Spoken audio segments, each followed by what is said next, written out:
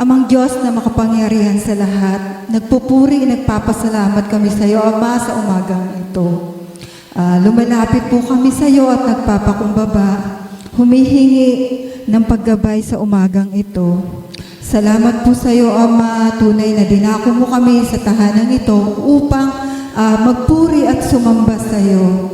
Kaya dalangin ko po sa iyo, Ama, patawarin niyo po kami sa mga karumihang nakikita mo sa amin. Tunay na ikaw ang makita namin, ang mga salita mo ang siyang manguna. Salamat po, Ama, purihin ka sa umagang ito. Nilalapit ko po sa iyo, Panginoon, worship team, tunay na ikaw ang manguna sa kanila. Dalangin ko rin po sa iyo, Panginoon, na yung gagamitin mo, tagapagsalita sa umagang ito, ikaw po ang makita. At ang mga salita mo, Panginoon, ang maging daluyan ng aming mga pagpapala sa buhay, Panginoon. Tunay na magamit namin ito sa ikaluwalhati, Panginoon, ng iyong pangalan. Kaya purihin ka sa umagang ito, nawa pangunahan mo ang kabuuan ng aming gawain sa umagang ito. Tunay na pagbuklodin mo ang bawat isa at ang kapakumbabaan, Panginoon, ay makita mo sa aming mga puso sa umagang ito. Salamat sa isang linggong nagdaan, Panginoon, na ikaw ang siyang nangunguna sa aming mga buhay. Kaya, Panginoon, nawa mapapurihan ka ng bawat isa, masamba ka, Panginoon, sa Espiritu at katotohanan. Salamat sa iyo sa umagang ito, Panginoon. Salamat, purihin ka. Ito po ang aming dalangin sa mataas na pangalan ni Jesus. Amen. Natawagan po ang worship team sa umaga.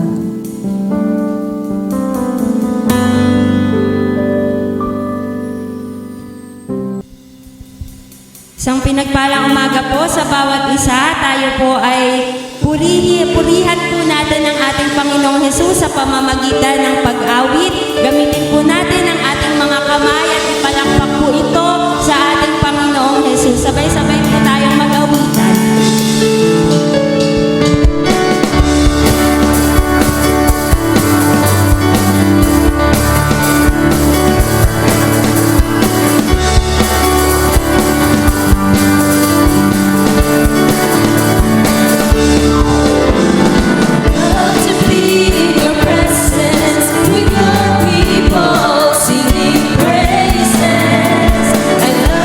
Stand and rejoice.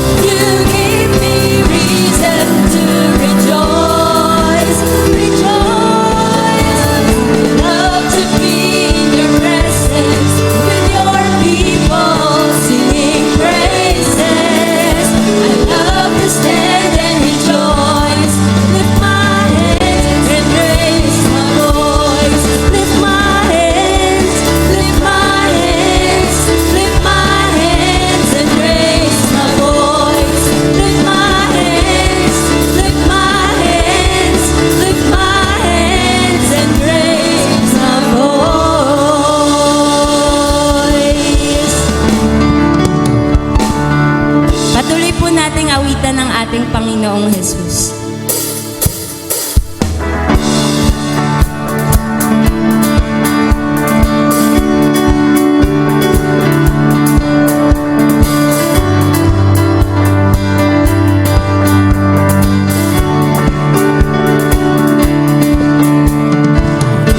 The Lord our God and King, His love endures forever.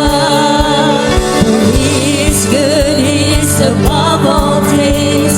His love endures forever. Sing praise, sing praise. The mighty hands and outstretched arms, His love endures forever. For the life that's been reborn, His love endures forever.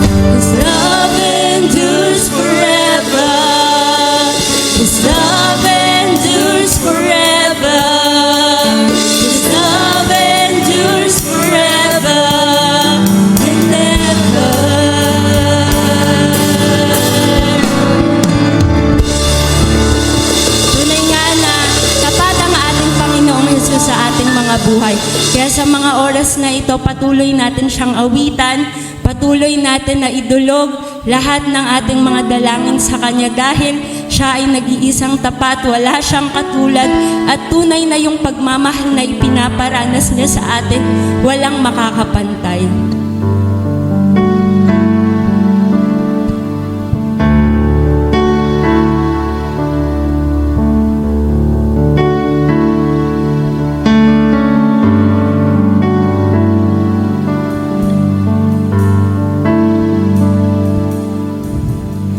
You are forever in my life. You see me through the seasons. Cover me with your hand and lead me in your righteousness.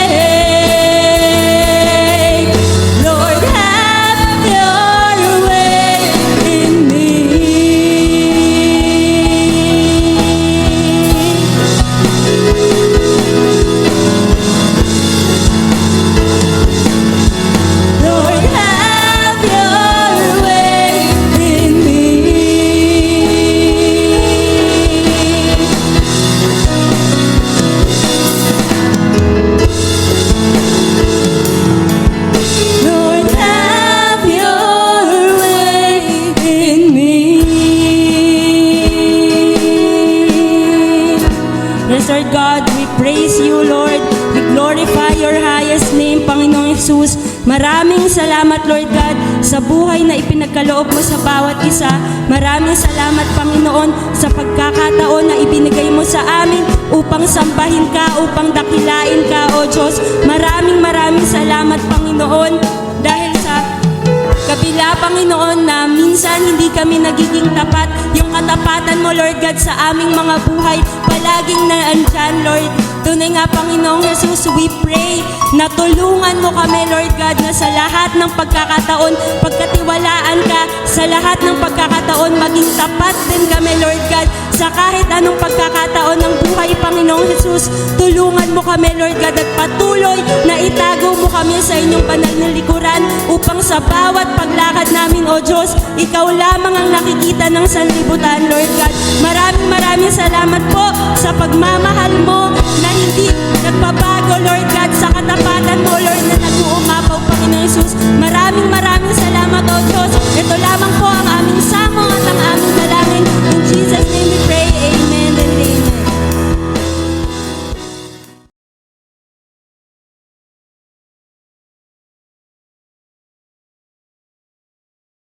Sige po, tayo po yung magpasalamat sa ating Panginoon. Dakilang Diyos namin na makapangyarihan sa lahat, tunay po na Ikaw ang aming tinataas, pinupuri sa aming kalagitnaan sa mga sandaling ito. Narito po, Panginoon, sa unahan ang iyong mga lingkod, ang iyong mga anak na nagpapasalamat sa iyo sa iba't ibang bagay na iyong ginagawa sa kanilang mga buhay. Maraming salamat po, dakilang Ama, dahil laging sapat ang iyong biyaya sa buhay namin. Ikaw po ay Diyos na siyang kumikilos, gumagawa at sumasama sa amin sa lahat ng aming mga lakbayin. Salamat po, Panginoon, sa mga taon ng buhay, kaarawan, anibersaryo na iyo pong patuloy na ipinagkakaloob sa bawat isa na nagdaos ng kanilang kaarawan at anibersaryo.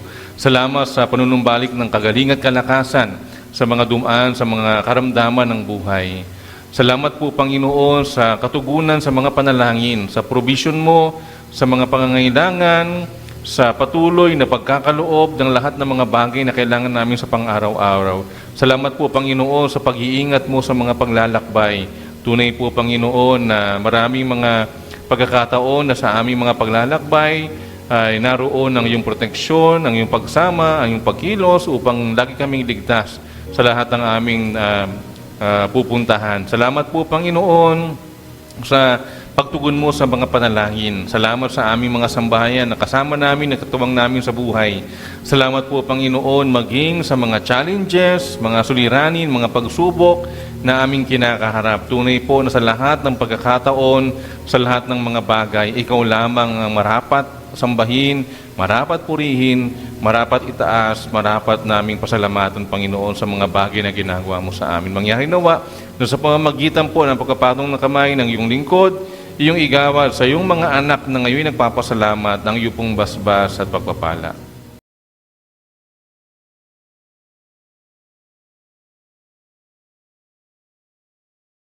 Good morning po sa ating lahat. Yan, yung mga bata po ha, okay na po, nasa taas na po. Kasi rated yung ating pag-uusapan ngayong umaga. Kailangan po walang bata. Yan, meron tayong mga medyo maselang terminologies po na gagamitin at sana po ay walang bata. At kung may bata man, pakigabayan na lang po ng mga matatanda na nandito. Tayo na po yung magpaliwanag. Kung meron mang mababanggit si pastor na medyo salitang hindi akma sa mga maliliit, pakigabayan na lang po. Parental guidance, ngayong umaga. Okay po. So, ngayong umaga po ang ating pagtalakay sa ika-7 utos, sa 7th commandment. Kayo ay familiar naman sa ating pinag-uusapan linggo-linggo. Nagsimula po tayo, siyempre doon sa una, sa first commandment. At ngayon po ay naka-7 na tayo. Meron na tayong 3 commandments na tatalakayin. At bago po yun, tayo po muna ay sumandaling dumulog sa Panginoon at ating ipagkatiwala ang ating pong pag-uusap ngayong umaga. Dakilang Diyos na makapangyarihan sa lahat, buksan mo po ang aming mga puso't isip at anumang bagay na nais mong sabihin sa amin. Sa pamamagitan po ng iyong salita, ito nawa, Panginoon, ay aming pong kunin, ilagay sa aming mga puso upang siyang aming ipamuhay. Ano man yung nais mo, Panginoong, sabihin sa amin, nawa ito'y mabigay liwanag sa aming mga puso at siyang aming lakaran sa aming mga pang-araw-araw na buhay. Salamat po. Ito'y aming dalangin sa tanging pangalan po ng aming Panginoong Yesus. Amen. Yan. Katulad po ng nabanggit ng inyong lingkod, ang ating pong pag-uusapan ay ang ikapitong utos na ang title ay Dapat ay Tapat. Pakiulit nyo nga po, dapat ay tapat. Yan. Dapat ay tapat. Ang ating pong teksto ay matatagpuan sa aklat ng Exodo chapter 20. Chapter 20 pa rin po tayo. Ngayon po ay verse 14. Mamaya tutunghayan po natin yung ating pong teksto. Pero sabi nga po ang marriage o ang marital, nawala. Kuya Aaron. Ayaw mong ipalabas, Kuya Aaron. Yan. O conclusion na kaagad, ang bilis naman.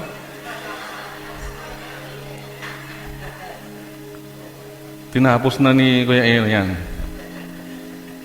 Yun. Marriage is a precious gift from God. Sabi po dyan sa ating pong slide. But the enemy is just around the corner doing everything in his power to take it away from us. So alam natin ang isa sa magandang bagay na ipinagkaloob ng tao sa Diyos, ng Diyos sa tao, sa atin, ay yung marital relationship o yung marriage. Ano po, yung pag-aasawa sa Tagalog. No, so ito ay tinatawag na pinakamagandang regalo ng Diyos sa atin, simula doon sa ating pagkakalikha.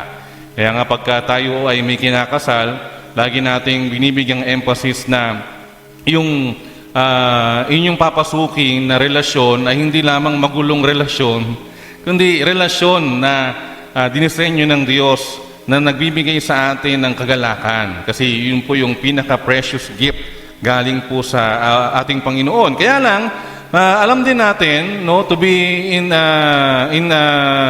reality o in reality sa buhay natin ngayon, alam natin na ang kaaway, kailangan makita natin na nandyan siya at umiikot-ikot, dumilibot-libot upang yung magandang disenyo ng Panginoon ng pag-aasawa o tungkol sa pag-aasawa ay kanyang sirain, no? At tanggalin yung anumang kapangyarihan nito sa ating mga buhay. Yung ating pong pag-uusap o pag-uusapan ngayong umaga ay kabuuan ng ikapitong utos na tayo, karamihan dito ay mga married couples, ay kailangan laging alalahanin na every time na darating sa atin yung anumang tukso or temptations sa paligid, we can always have reason and power to resist them. No? I hope na yung ating pag-uusap ngayong umaga ay makatulong sa atin, mga mag-asawa, lalo na tayo ay palalahanan at bigyan ng lakas para pagtagumpayan yung anumang mga challenges na ating kakaharapin along with our marriage, no, na hindi naman po talaga malabo dahil talagang dumadaan sa ganoong pagkakataon kalimitan ang mga mag-asawa. But we can always have a reason and power to resist them.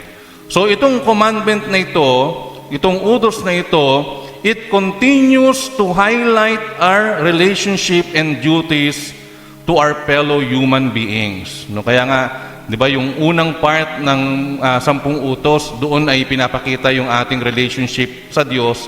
Ngayon naman, ang ating tinatalakay ay yung mga bagay na may kinalaman sa ating relasyon sa ating kapwa. Kung ating babalikan, yung 5th commandments, no, di ba? It protects proper authority. Authority ng mga magulang, di ba? Ang utos doon ay patungkol sa mga anak na kailangang sundin at igalang ang kanilang mga magulang. Yung ating nakaraang pag-uusap, the 6th commandment, it protects our neighbor's life. No? Yung wag kang papatay. Diba? Yun yung message last Sunday. While itong 7th commandment, no, it protects the sanctity of the marriage. No? Ito naman ay nagbibigay paalala at proteksyon sa kabanalan at kalinisan ng buhay mag-asawa. Yan. So, FYI, no, at years ago, hindi ko alam kung pandemic time iyon, ay mayroong lumabas na program sa GMA. No, sino dito yung mga kapuso, yung mga kamuso. Yan. Yung mga kapuso, alam to. No? Merong lumabas na program sa GMA, kung di ako nagkakamali, afternoon drama. Ang title ay Ika-6 na Utos. Tama ba? Di ba? Panghapon yun, di ba? Ika-6 na utos. Hindi ako nanonood doon kasi ang pinapanood ko sa kabila sa ABS. Yan. So, ika-6 na utos. Yung utos na ito ay hindi ang ika-6 talagang utos. Katulad nung naging palabas sa GMA. No, balikan natin sandali. Tingnan niyo po maliit lang yung nandyan sa screen, pero subukan natin. Yan, maliit nga. Pero tingnan natin madali lang. So ito po yung 10 utos ng Katoliko. Ito ay galing kay onekatekista.wordpress.com. Ano-ano po yan? Babasahin ko lang po ng mabilis para alam natin. Ibigin mo ang Diyos ng lalo at higit sa lahat. Huwag kang sasamba sa mga Diyos-Diyosan. Magnilin ka kung araw ng linggo. Galangin mo ang iyong ama't ina. Huwag kang papatay. Huwag kang makikiapid sa hindi mo asawa. Huwag kang magnakaw. Huwag kang magbibintang at huwag kang magsisinungaling. Huwag kang magnanasa sa hindi mo pag-aari. At yung panghuli, huwag kang magnanasa sa hindi mo asawa. Yan po yung utos o 10 utos ng mga Katoliko.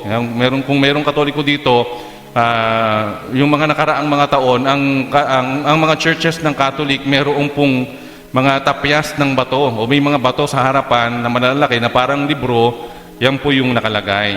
No, kung kayo ay very particular. Although ngayon, bihira na yata yung ganoon. No, nag-i-innovate na yung mga Catholic churches. Iniiba na nila at hindi na nakalagay ito. Hindi na bold na nakalagay itong 10 Commandments. While yung pong 10 utos na mga mananampalataya o ng Kristiyano, kinuha po natin to doon sa gotquestions.com. Babasahin ko rin po ng mabilis. Huwag kang magkakaroon ng ibang Diyos sa harap ko. Huwag kang gagawa ng imahe ng anumang nilalang na nasa langit, nasa lupa o nasa tubig upang sambahin.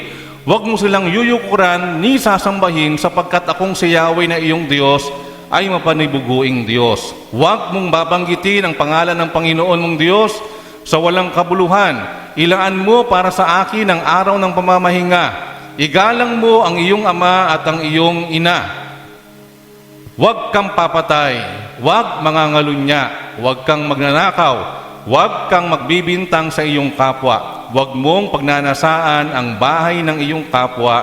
Huwag mong pagnanasaan ang asawa ng iyong kapwa. Ni ang kanyang aliping lalaki o babae, etc. Yan po yung 10 utos ng mga Kristiyano. Yan. So, tingnan niyo po mabuti yung difference. No, kung babalikan natin, para maging klaro po sa atin, baka hindi po masyadong aware ang karamihan, no? Dito po ay nawala yung portion, doon sa unang 3 utos, nawala yung portion ng paggawa ng imahe, no? At pagyukod sa mga imahe o pagsamba sa mga imahe.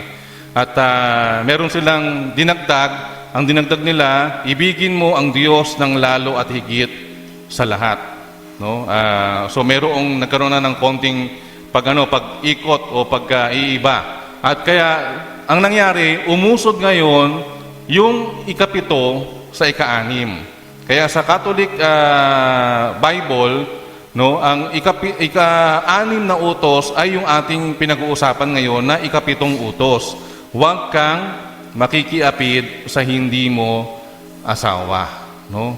At doon sa huli, may mga adjustments din silang nilagay. Pero gusto ko lang po kasi makita natin yung mga bagay na yan para maging aware din tayo.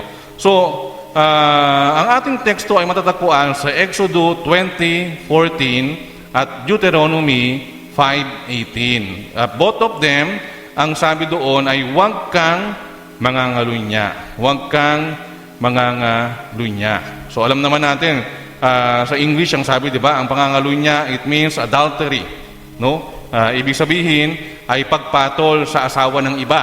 No, ibig sabihin, tayo ay napatol sa asawa ng iba, hindi natin na asawa. Mamaya, ilalatag pa natin yung kahulugan ng adultery sa Biblia. No, pero yung mga talatang ito na direkta nagpapahayag ng utos ng Panginoon o yung ikapitong utos ng Panginoon ay maliwanag sa ating mga buhay. Ngayon po ay sikat na sikat sa telebisyon yung kwento ni Marites, ni Rigor at ni Lena, di ba? Rigor, yung mga ganon. Alam niyo naman yun, di ba? Sikat na sikat niya, marami yang memes sa Facebook, di ba? Marami siyang ginagawang katuwaan.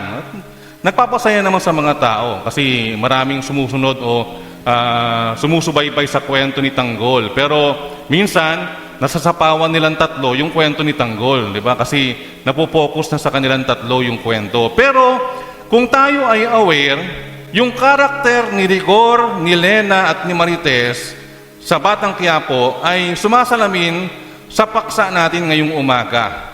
Yung relasyon na meron si Rigor at si Lena, di ba? Na ang nangyari, dinala niya pa sa bahay niya si Lena, no? Habang nandun yung kanyang asawa na si Marites. Ang kilala niyo ba si Marites? Si Marites si Cherry Pie. Para doon sa mga kapuso. At si Lena, yun yung isa. Sino ba ano pangalan niya? Si Cabral, no, yung artista. Kasi sa indie film siya eh. Si John Estrada naman, kilala naman natin yan. No, dahil sikat din yan na artista. So, silang tatlo ay nagpapakita ng katotohanan ng maraming buhay ngayon.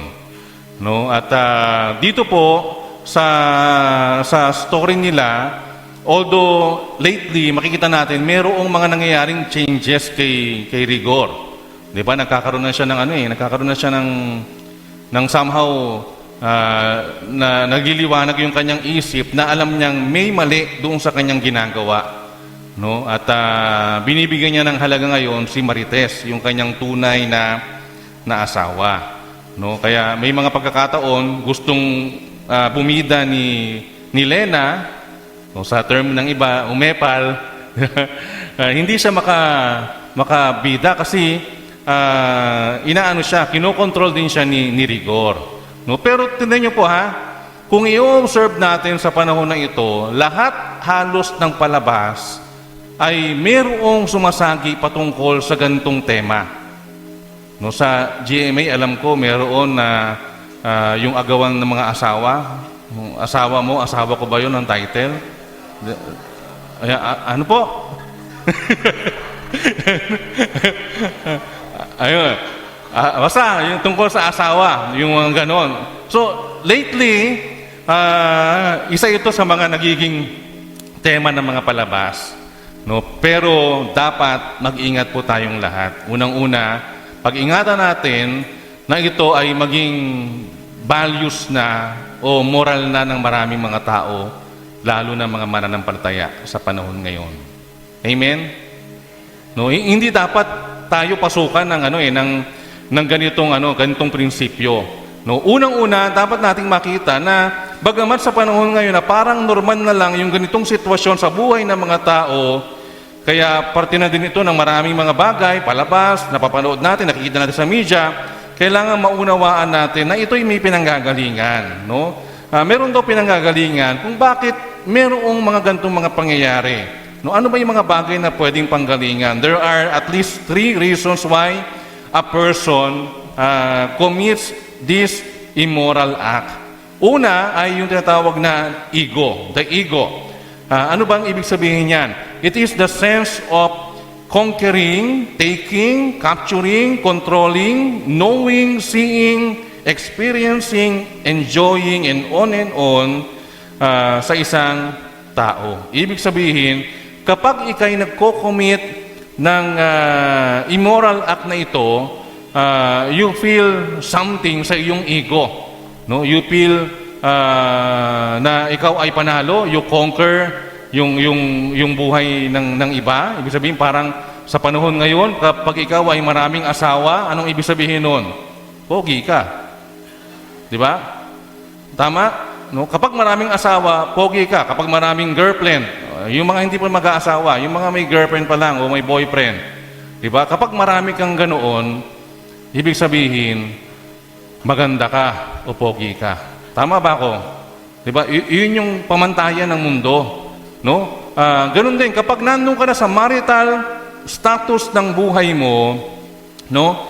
You have that ego. You have that sense of conquering, taking, or capturing, or somehow controlling. Parang controlled mo yung mga bagay-bagay. Parang si Rigor. Diba? Controlled niya. No? Kahit alam niyang mali, no? Pulis siya. Diba? Alam natin na meron din yung etiquette sa pagiging pulis or official ng gobyerno. Pero yung pakiramdam na controlled niya yung kanyang bahay. Yun. No? Controlled niya si Marites, controlled niya si Lena.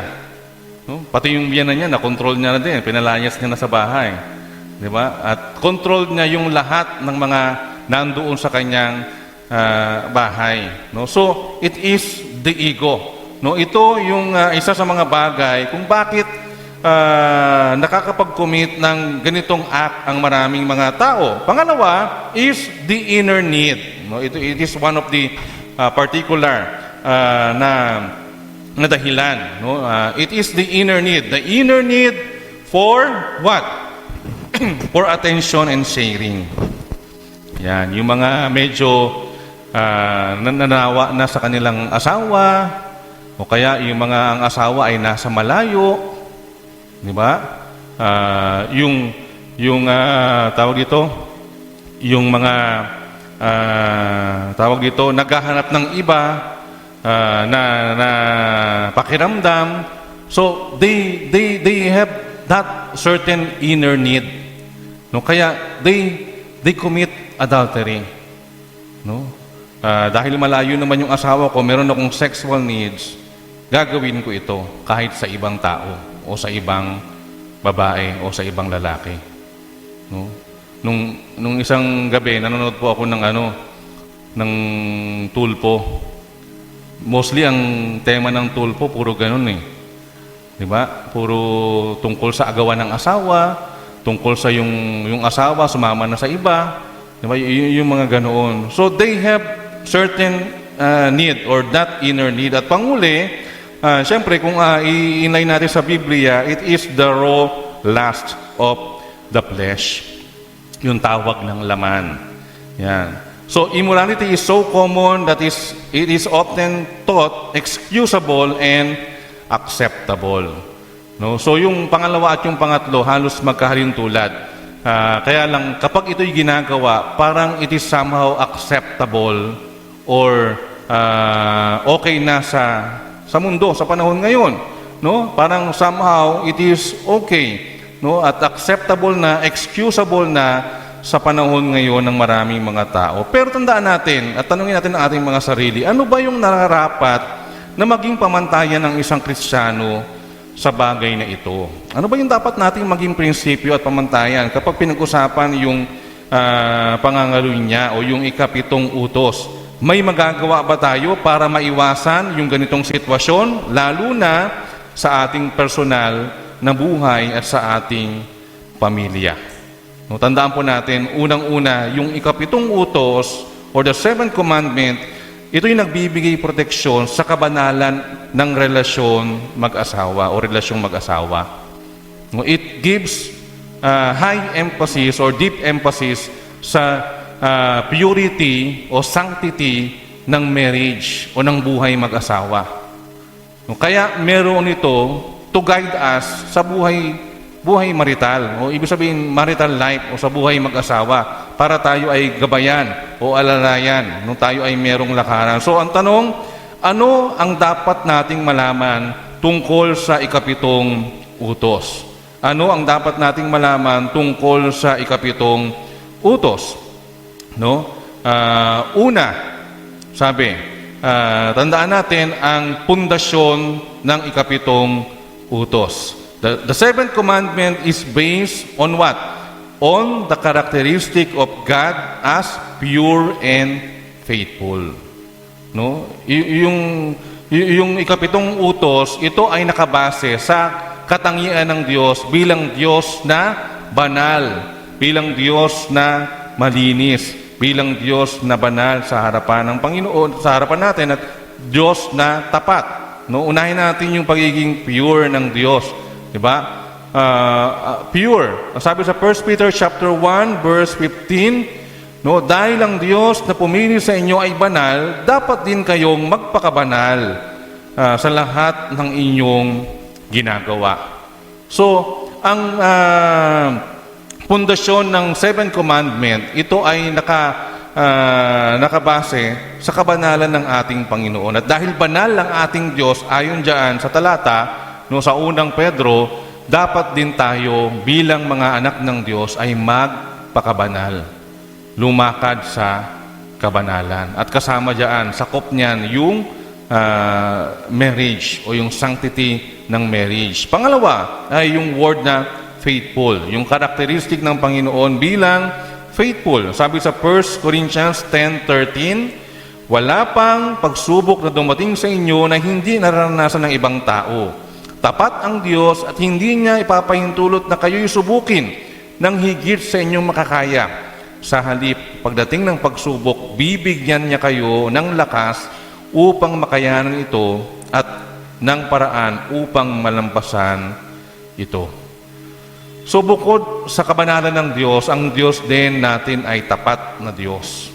No, kung nais ng Diyos na tayo ay mamuhay sa kabanalan, even in our marriage relationship, no, marital relationship, gusto din ng Diyos na tayo ay maging faithful. Diba? Gusto natin yun, mga asawa. Di ba? Gusto nating faithful yung ating asawa sa atin. Pag hindi faithful, no, ay mahirap. Ito'y pinanggagalingan at pinagmumulan ng hindi pagkakaunawaan. So ano yung concern dito? God is concerned with the sanctity of marriage. Ang pinakabigat na gusto kong makita natin dito sa unang bagay, doon sa foundation o pundasyon ng ikapitong utos, ang Diyos natin, He is concerned with the sanctity of marriage. Ang pangunahin niyang concern ay yung kabanalan, kalinisan ng pag-aasawa. Kaya nga, di ba, sabi ng mga matatanda, ang pag-aasawa ay hindi parang kaning mainit na isusubo. At pagkatapos, pag napasok ka, niluluwa mo. Kaya yung mga mag-asawa, bago mag-asawa, kina-counsel. Bakit? Para mayroon pa silang pagkakataong umurong. Kasi baka nabibigla lang. Di ba? Baka naman na nabibigla lang at ang mamadali, gusto na mag-asawa, hindi nila alam, hindi madaling mag-asawa. Mahirap kayang magkaanak. Diba? Mahirap na gumastos. No? Ang dami mong bibilin. Gatas, diaper, ano pa. No? Pagka nag-aaral na, lahat ng kailangan ipuprovide mo. Iniisip lang ng mga mag-aasawa, kadalasan, yung pleasure ng pagiging mag-asawa. Pero hindi lang po doon. Pag ikay pumasok sa pag-aasawa, lahat ng bagay haharapin mo. Kaya ako po nagka-counsel ako, tinatakot ko na. Handa ka ba na magkaanak? Handa kang gumastos? Handa kang kalimutan yung iyong sarili? Diba? Ganun lagi eh. Kasi once na pumasok ka na sa pag-aasawa, hindi na ikaw magdidesisyon sa sarili mo lang. Kasama na yung asawa mo. At kasama na yung magiging mga anak mo sa iyong buhay. So kaya ganoon kabanal ang marriage. And God is concerned with that sanctity o certain thing about marriage. No? So, yun yung unang bagay. Pangalawa, tingnan natin, ano ba yung kahulugan ng adultery o ng pakikiapid sa Biblia? No? When we go to the Bible, makikita natin yung ilan sa mga bagay na mahalaga na pakahulugan tungkol sa 7th commandment. Una, yan. Adultery, it is illicit sex involving a married person. It is an illicit sex involving a married person. Pag sinabing illicit, no, yung ipinagbabawal, wrong, mali, no? Ito'y maling sexual na relasyon involving a married person, lalo na kapag kasal na ang isang tao. No, sa Matthew chapter 5, 27 to 31, sabi po diyan, narinig ninyong sinabi, huwag kang mangangalunya. Ngunit sinasabi ko sa inyo, ang sino mang tumingin sa isang babae nang may pagnanasa ay nangangalunya na sa babaeng iyon sa kanyang puso. Kung ang kanyang mata ay nagiging sanhi ng kanyang pagkakasala, dukutin mo ito at itapon. Mabuti pang mawalan ka ng isang bahagi ng iyong katawan kaysa ang buong mong katawan ang itapon sa impyerno. Kung ang iyong kamay o kanang kamay naman ay magiging sanhi ng iyong pagkakasala, putulin mo ito at itapon. Mabuti pang mawalan ka ng isang bahagi ng iyong katawan kaysa ang buong mong katawan ay itapon sa impyerno. At sabi doon sa verse 31, ano pong sabi? Sinabi rin naman, no, kapag makikipaghiwalay ang isang lalaki sa kanyang asawa, ito'y dapat niyang bigyan ng kasulatan ng paghihiwalay. Yan. So nasa konteksto po tayo ng bagong tipan regarding doon sa kautusan ng ating Panginoon. Yan. Tingnan po natin. Una na bagay na mahalagang ating makita dito concerning the meaning of adultery, that it is an illicit sex involving a married person. Tandaan natin na ito ay pwedeng magawa sa pamamagitan ng isip. Katulad ng sinabi sa isang talata diyan sa ating binasa. It can be committed in the mind. No? It can be committed in the mind. So kahit wala pa kayong physical sexual relationship involving a married person, you can also commit adultery through your mind. No, ayon sa Bible. Pangalawa, no, ayon no sa binanggit ng ating teksto, it will eventually lead to separation. No, sa panahon ng Bible, meron ding divorce, di ba? Merong pagkakataon na natalakay yung diborsyo. No? It leads to separation, to divorce. No, ngayon, nilalakad sa ating bansa yung divorce law. No, although meron tayong annulment. Dito, ipinapakita sa atin na talagang dapat nating pakaingatan yung pagpasok sa marital relationship. Dapat kapag ikay mag-aasawa, unang-una, sigurado ka sa iyong papasukin at sigurado ka sa iyong magiging kasama sa buhay. Kasi pag hindi, doon nangyayari yung mga pagkakataon na ganito. We go to certain separation through legality or papers. No? At dito po, ang konteksto ay tungkol sa diborsyo o yung paghihiwalay.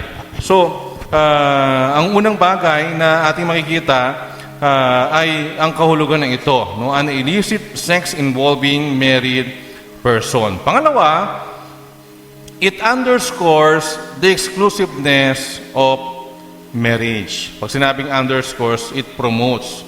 No? Ang kahulugan ng pakikiapid sa Biblia ay nagbibigay halaga, no, sa kahalagahan ng o pagiging exclusive ng pag-aasawa o ng marriage o ng kasal sa buhay ng dalawang tao. No, sabi diyan sa Genesis 2:24, ito ang dahilan kaya iniiwan ng lalaki ang kanyang ama at ina, nagsasama sila ng kanyang asawa at sila'y nagiging isa. So, dito pinapakita na mahalaga na makita natin at maunawaan natin na ang pag-aasawa ay kailangan nandun lang sa kanilang dalawa, or it happens between the two person. Siyempre kasama ang Diyos bilang kanilang gabay. So it underscores the exclusiveness of marriage, or it promotes the exclusiveness of marriage. No, kailangan walang kasamang iba, no, walang lena sa buhay ni Marites at ni Rigor. Kung silang dalawa lang, wala dapat sasamang ibang tao. Pangatlo, it also underscores the permanence of the marriage union. Yan. Kaya tayo nagkakaroon ng problema sa divorce o even in annulment, no? Dahil dito nagigipa yung pamantayan ng Diyos na ang marital relationship ay permanente. No? Kapag dumating tayo sa punto, halimbawa sa ating bansa, nagkaroon na ng diborsyo, parang ito ay kumakalaban doon sa layunin at naisin ng Diyos na ang pag-aasawa ay dapat permanente. Of course, hindi naman natin sinasantabi yung ilang mga matitibay na dahilan kung bakit tawag dito, dumadako na o nauuwi na sa paghihiwalay ang mag-asawa. Pero hanggat maaari, kaya nga, bago pa lang mag-asawa, dapat pinag-uusapan talaga ng mabuti, pinapanalangin yung iyong pagpasok sa buhay mag-asawa. Dahil hindi madali ang pag-aasawa. No? Kaya, ayan, si Kuya Christian, bago ka mag-asawa, isipin mo mabuti. Kita mo si Fred, no? Si Pastor Joseph. Hanggang ngayon, hindi siya nag-aasawa. Kasi talagang pinag-iisipan niya mabuti. No? Wala naman si Fred kaya okay lang. No? Pinag-iisipan niya mabuti kung papaano at kung ano yung kanyang dapat isipin sa pag-aasawa. No? Tama po yun. No? Tama na sa pagpasok mo sa marital relationship, pag-isipan mo ng makailang ulit, makailang beses dahil ito ay isang permanenteng pagkikipag-isa. It is a permanent marriage union. No? Till death do us part. Ika nga. Diba? Kaya naniniwala tayo na ang kalooban ng Diyos sa buhay mag-asawa, ito'y panghabang panahon, panghabang buhay. No? Kaya yun yung dapat nating makita. Kapag sinabi at binigyang kahulugan ang pakikiapit sa Biblia, no? It positively promotes the permanence of marriage union. Sabi nga sa Roma 7:2-3, halimbawa, ayon sa kautusan, ang isang babae ay nasasakop ng kanyang asawa habang nabubuhay ito, subalit kung mamatay na ang lalaki, malaya na ang babae sa batas na nagtatali sa kanya sa lalaking iyon. Pero wag niyo munang papatayin yung asawa niyo. No? Hayaan niyong dumating yung kalooban ng Diyos para siya ay kunin at mawala sa atin. Yan. Bago natin desisyonan yung pag-aasawa uli. Okay, so, pang-apat, sabi diyan, it underscores that God intended marriage to be heterosexual rather than homosexual. Anong ibig sabihin yan? No?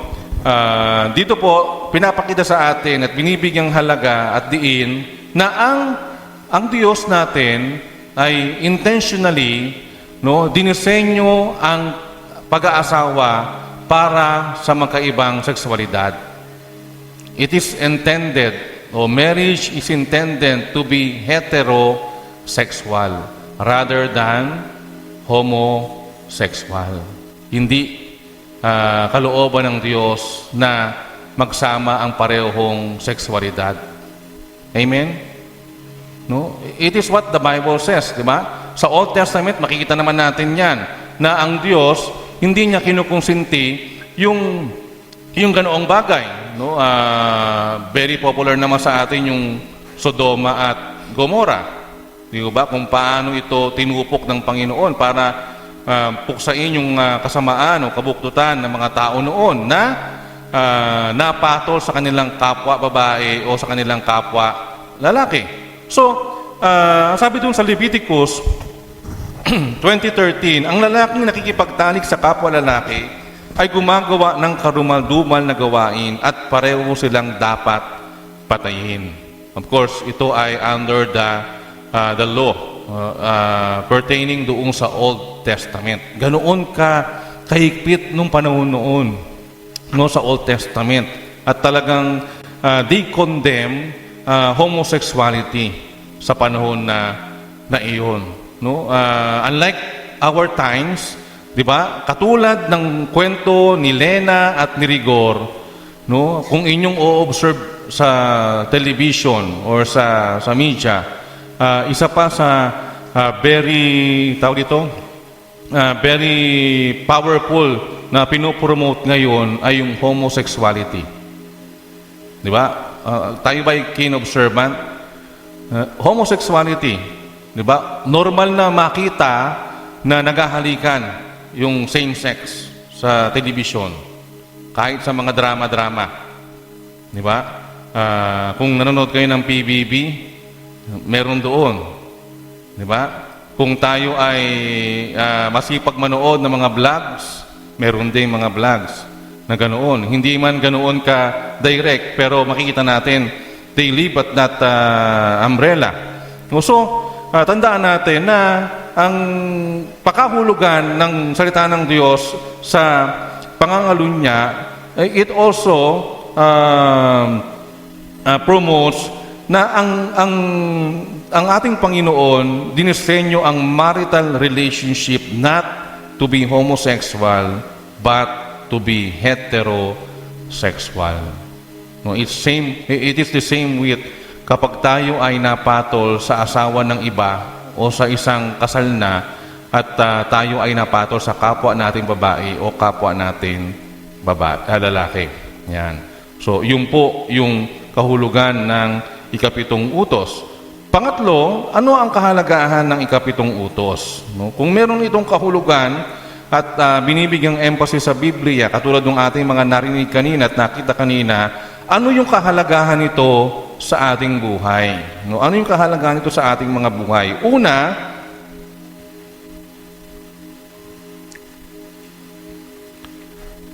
it is somehow reminding that sex in its proper place is a gift from God. Sabi diyan sa Genesis 1:27-28, nilalang nga ng Diyos ang tao ayon sa kanyang larawan, sila'y nilalang o kanyang nilalang na isang lalaki at isang babae, at sila'y pinagpala niya. Sinabi niya, magpakarami kayo at punuin ninyo ang inyong mga anak. Punuin ng inyong mga anak ang buong daigdig at kayo'y mamamahala nito. Binibigyan ko kayo ng kapangyarihan sa mga isda sa tubig, sa mga ibon sa inyong papawid, sa lahat ng mga hayop na nasa ibabaw ng lupa. Ito'y po ipaalala, kahalagahan ng 7th commandment ay paalala sa atin na ang sex o ang pakikipagtalik ay inilagay ng Diyos sa tamang lugar bilang kaloob niya sa atin. Sabi nung isa kong professor sa seminary, when you are worshiping, when you are making sex with your husband or with your wife, you are worshiping God. Kapag daw ang isang asawa ay nakikipag-sex sa kanyang asawa niya at asawa, siya ay parang nagpupuri sa Diyos. Why? Because it is what God intended. Kasi gift yun ng Panginoon sa mag-asawa. Regalo yun ng Diyos sa mag-asawa. So, when we do it inside the marital relationship, we worship the Lord na nag-authorize o nag-author ng bagay na iyon. So, ganoon kahalaga yung kaloob ng ating Panginoon sa atin. So, sex is God created, and as God's gift, it is to be expressed in accordance with His design for it. Sabi ng mga marriage counselors, ang normal sa buhay ng mag-asawa ay ang pagkakaroon ng sexual na relasyon. Kasi yun yung nilagay ng Diyos para sa kanila. Di ba? Kaya nga originally, dito sa ating teksto, sa Genesis chapter 1, pinakita diyan na may utos ang Panginoon at ang utos ng Panginoon, magpakarami kayo at punuin ninyo ng inyong mga anak ang buong daigdig. Hindi naman pusang nabubuntis ang babae at nakakaanak. Diba? Kailangan ng sexual intercourse at yun ang idinisenyo ng Diyos sa atin. Kaya dapat makita natin yung bagay na iyon. It is the means of reproducing the human race. It gives human beings it gives human beings the privilege of sharing with God in creating a new life. At pangatlo ang sabi, it is designed as a joyful expression of marital love or for marital pleasure. So ang sex, mga kapatid, ay marital pleasure. At pag sinabing marital pleasure, it must be or it must happen sa dalawang mag-asawa. Hindi sa labas ng pagiging mag-asawa. So, it is a reminder that sex in its proper place is a gift from God. Pangalawa, sabi, that sex outside its proper place is forbidden. No? Ang sex outside marriage is forbidden. Kapag hindi kasal, no, kung sa madaling salita, kapag hindi kasal, hindi dapat nag-sex. Wala dapat sex. No, it is designed by the Lord sa buhay mag-asawa. Sabi sa Kawikaan, medyo mahaba to pero babasahin natin, Kawikaan 5:15-20, ang dapat ay maging tapat sa asawang minamahal at ang tanging mong pag-ibig iukol mo sa kanya lamang. Kung ikaw ay magkaanak sa babaeng di asawa, walang buting idudulot, manapa nga ay balisa. Anak mo'y dapat lumaki nang ikaw ay matulungan upang hindi doon sa iba iasa ang iyong buhay. Kaya nga ba't mahalin mo ang kabiyak ng iyong buhay? Ang digaya ay lasapin sa mabango niyang kandungan. Mabait siya at mahinhin, babaeng kaakit-akit. Digaya mo'y nasa kanya sa pitak ng kanyang dibdib. Sa ibang babae ay huwag ka sanang paaakit, ni huwag mong papansinin, makamandag niyang halik. Yan. So, yan ay paalala sa atin ng Kawikaan. No? So, ibig sabihin, the only context for the legitimate exercise and enjoyment of sexual activity is inside marriage. No, tandaan niyo po yan, ha? Ang konteksto lamang ng lehitimo at karapat-dapat na sexual enjoyment at sexual activity ay sa buhay lang ng isang mag-asawa. No? So ito'y paalala lalo sa mga kabataan natin. No? Iba na po yung panahon ngayon. Ano po, hindi na kayo masyadong nagagabayan ng ating mga magulang. Maaring yung ating mga magulang abala sa maraming bagay. Hindi na rin tayo fully controlled dahil meron tayong sariling buhay. Diba? Kapag hawak natin yung ating mga gadgets, malayo yung ating nararating. Hindi yan na susundan ng ating mga magulang mostly. No? Lalo kung medyo ang agwat, halimbawa yung ating mga magulang pinanganak sa panahon ni Barok. Hindi na teki, di ba? Madaling lokohin. Di ba yung mga magulang? No? Hindi alam ng mga magulang, niloloko na natin sila. At tayo, dahil advanced tayo, malayo na yung ating nararating. So paalala po ito. Paalala sa ating lahat na dapat nating pakaingatan yung bagay na ito, yung lalo yung bagay na sexual. Bakit? Because the sex outside its proper place is forbidden. Pinagbabawal at hindi kalooban ng ating Panginoon. Pangatlo, it also prohibits every type of sexual sin. No? It also prohibits every type of sexual sin. Sabi po dito, dapat ituring na marangal ng lahat ang pag-aasawa at maging tapat kayo sa isa't isa sapagkat hahatulan ng Diyos ang mga nakikiapid at nangangalunya. Yan. So sabi diyan, ang paalala, naka-highlight naman, maging tapat kayo sa isa't isa.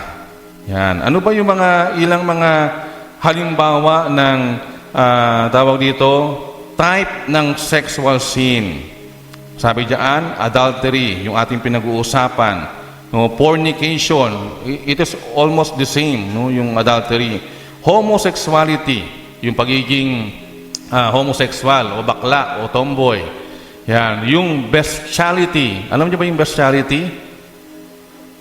Yung they found pleasure having sex with animals. Yan, yung mga ganoon. Yung mahantong na sa ganoon.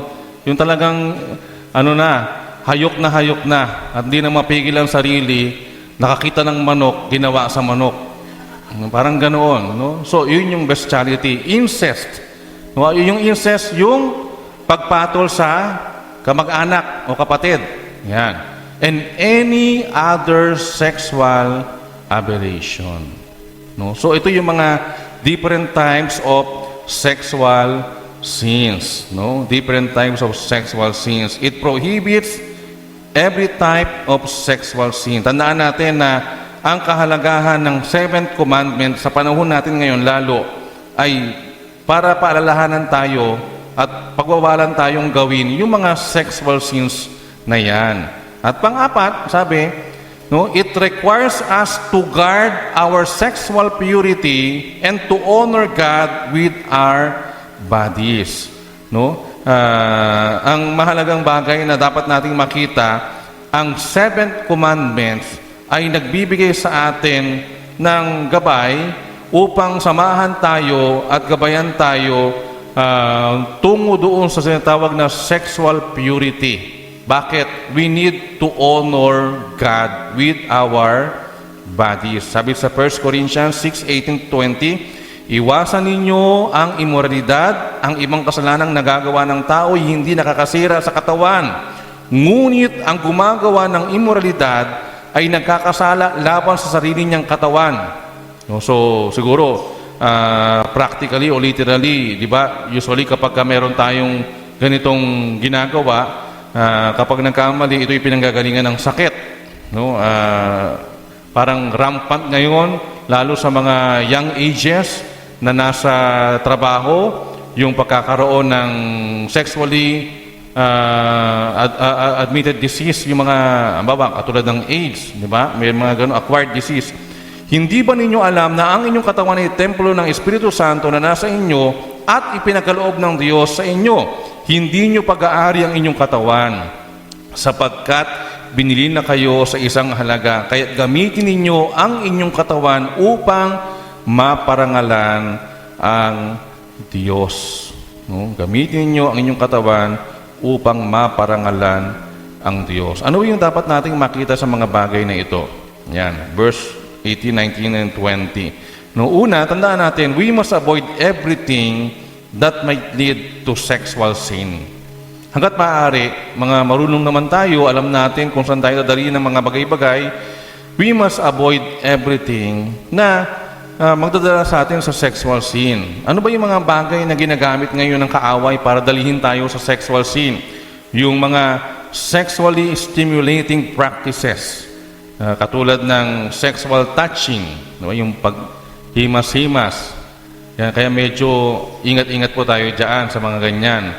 Diba? Hindi po natin alam kung ano yung purpose ng paghimas-himas. Baka merong ibang purpose yun. Or yung tinatawag na masturbation. So hindi ko na tatagalogin. Mas maganda sa English. No, mas social. Diba? Yung masturbation, even girls or women are doing it. No, may mga pag-aaral at meron din ako mga naringgan na testimony about it, no, sa mga youth, sa mga kabataan. So, very rampant yung pornography. No, dati, nung panahon namin, mga magazine, di ba? Ang pornography, yung mga babasahin. Ngayon, hindi na. We have our cell phones. Di ba? Yun ang pinakamadali na paraan para makadating sa mga pornographic things sa buhay. Diba? So, ito yung mga dapat nating iwasan. Do not place ourselves in a place to be tempted. Kung alam mo na yung certain place ay nagdadala sa iyo para matukso at makagawa ng sexual sin, huwag ka nang pumunta doon. Huwag mo nang dalhin yung sarili mo sa lugar na yon, no? Para magawa mo yung mga bagay na yon. So, guard our thoughts. Ingatan natin yung ating mga iniisip, no, yung laman ng ating mga isip. No, kaya nga, mahalaga na i-invest natin yung time natin sa mga gawain ng Panginoon. Amen? No? Baka mas masarap na maisip natin na pumunta o umattend sa small group, umattend ng prayer meeting, welcome na welcome po tayo, no? Dumalo sa Sunday school. Di ba? Yun yung mga bagay na maglalagay sa atin, sa ating mga isip ng mga bagay na kapuri-puri at kabanal-banal sa harapan ng Diyos. Hindi yung mga bagay na ginagawa at binibigay ng sanlibutan. At panghuli, it requires us to affirm marriage and to work to build and maintain strong families. Tandaan natin na ang halaga ng ikapitong utos, ito ay nagbibigay sa atin ng affirmation sa ating marriage or marital life. No? Why? Because we need to build and maintain strong families. Ang kalooban ng Panginoon, lalo sa isang Kristiyanong pamilya, ay buo at sama-sama na nagpupuri at naglilingkod sa Panginoon. Amen? No? Iyon po yung gusto ng Diyos. Yun yung nais ng Diyos sa atin. At hinahangaan natin yung mga pamilya na kumpleto na nasa church at pinapahalagahan yung ganitong naisin ng Panginoon sa buhay natin. So ang tanong sa ating mga kapatid ngayong umaga, namumuhay ka ba sa kalinisan at kabanalan bilang isang asawa, bilang isang individual, bilang isang kasal? O kahit hindi ka pa nag-aasawa, namumuhay ka ba sa kalinisan at kabanalan? O baka you are also committing adultery through your mind? No, ikaw ba ay tapat sa iyong asawa? Tapat ba tayo sa ating mga asawa? No? Tayo lang po yung nakakaalam niyan at ang Diyos. Kung tayo ay tapat sa ating Panginoon. Sabi po sa 1 Corinthians 6:9, hindi ba ninyo alam na ang mga makasalanan ay walang bahagi sa kaharian ng Diyos? Huwag ninyong dayain ang inyong sarili. Ang nakikiapid, sumasamba sa Diyos-Diyosan, nangangalunya, nakikipagtalik sa kapwa lalaki o kapwa babae, ay mga bagay na ganoon. Sabi doon sa verse 11, ganyan ang ilan sa inyo noon. Subalit nilinis na kayo sa inyong mga kasalanan at ginawa na kayong banal ng Diyos.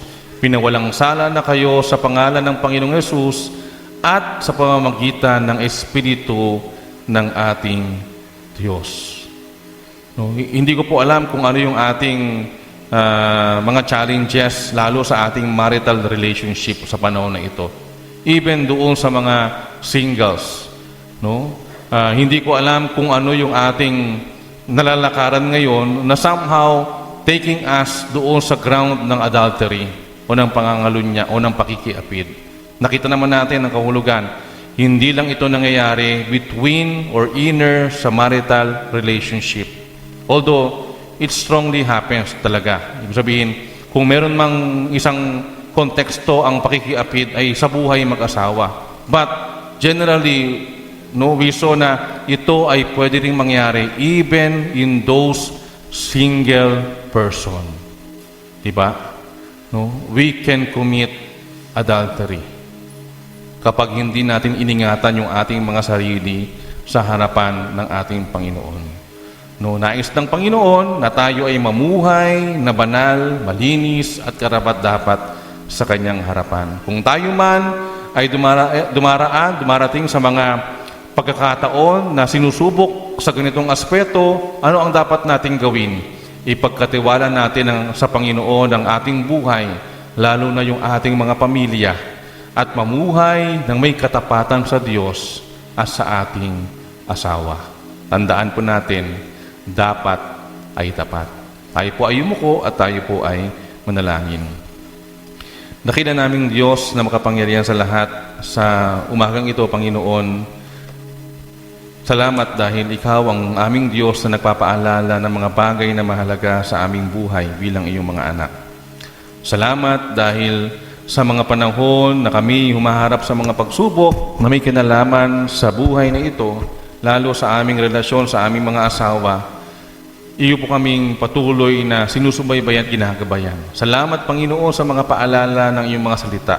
Masumpungan mo kami, matakpuan mo kami, na namumuhay na karapat-dapat sa iyo, na hindi na dadala, Panginoon, at bumabagsak sa kasalanang ito, Panginoon, ng pakikiapid. Dalangin po namin, Panginoon, na kami ay iyong bigyan ng sapat na lakas upang pagtagumpayan ang mga bagay na tumatangay sa amin patungo sa pagkakasalang ito, Panginoon. Samahan mo po ang bawat isa, dakilang Diyos, pagpalain mo ang mga mag-asawa, ang mga sambahayan, ang mga pamilya.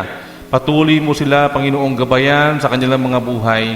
Ano man yung aming mga panalangin, Panginoon, patungkol sa aming mga minamahal Nawa ito ay mabuo ayon sa iyong kalooban. Naniniwala kami, Panginoon, na Ikaw ang Diyos na magpapalakas sa amin, magbibigay sa amin, Panginoon, ng sapat na lakas upang gawin ang nararapat para po sa aming mga buhay. Ang mamuhay na malinis, kalugod-lugod sa iyong harapan, lalo, Panginoon, sa aspeto ng pag-aasawa. Purihin ka po, dakilang Ama. Salamat po sa iyo sa umagang ito. Ito'y aming samot dalangin sa tanging pangalan ng aming Panginoong Yesus. Amen.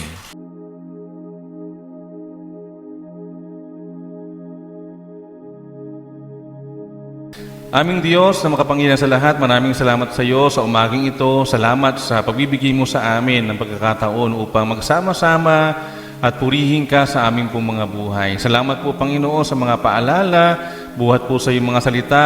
Salamat po, Panginoon, sa patuloy na pag-abot sa amin pong mga pangangailangan. Sa gabing ito o sa umagang ito, Panginoon, nais po namin idulog sa iyo ang aming pong mga kapatid na nangangailangan ng patuloy na panalangin.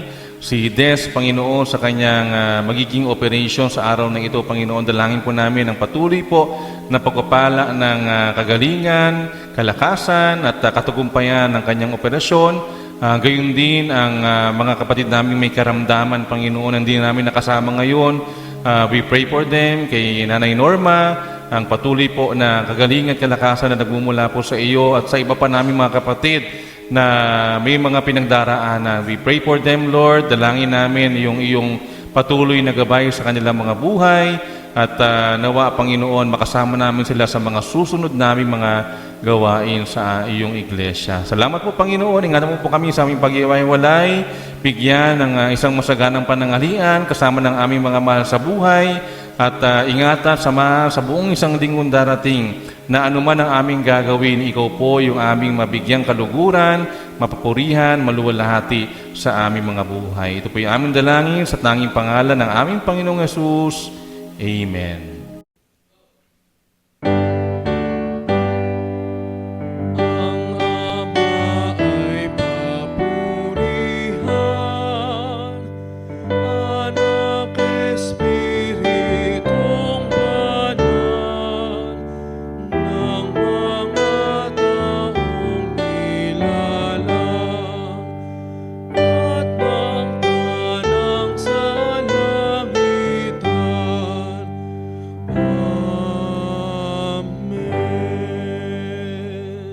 Mga pinakamamahal, naway sumating lahat ng pagpapala ng Panginoon Kristo, ang walang hanggang pag-ibig ng Diyos Ama, ang pagkikipis at kaaliwan, buhat sa banal na Espiritu, mula ngayon pagpasawalang hanggan. Amen.